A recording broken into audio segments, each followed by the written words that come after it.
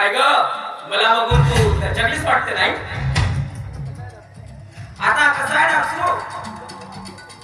तुझा नवरा तो आडा तो माझ्याच कंपनीत काम करतो तर या घरी येणं जाणं लागलंच आहे माझं. अरे पण तू असं अचानक घरी का बरं काही काम का? का बरं कुणाची परवानगी घ्यावी लागेल मला इथे यायला? अक्षदा अगं त्या क्षितिजच्या प्रेमात तू एवढी लागलीस आणि मी सांगितलेलं काम अजून अपूर्ण ठेवलीस.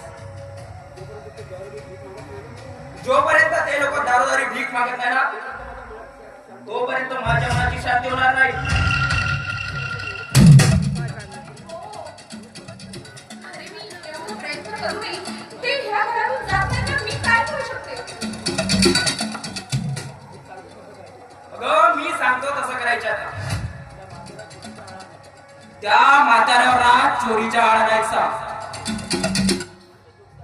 आणि तो भिकाड्या असा ज्योतीच्या भावाना त्याला कलंक लावायचं भाऊ बहिणीचं म्हणजे त्यांच्यामध्ये कशी फुटाफूट होत येतात.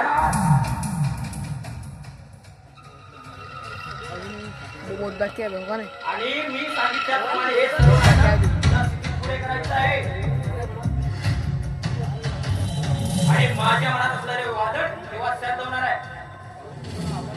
कारण तुम्हाला आवडायला लागली आहे.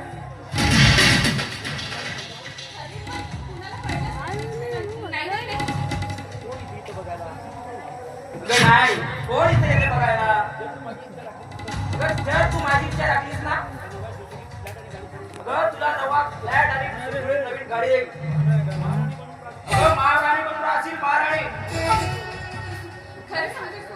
हो अरे माझ्या काही क्षणाने तू तू एवढं सारं करणार? संकाच नाही. तू माझी मर्जी राखायची मग मी तुझी. आणि हे तुझे रूप आहे ना त्याच्यात बघून मी दिवाना झालो आहे.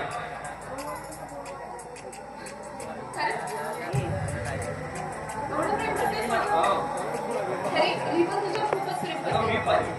I love you. हा मन लम अरे तू काटला आता हो का हा फोटो काढला मी.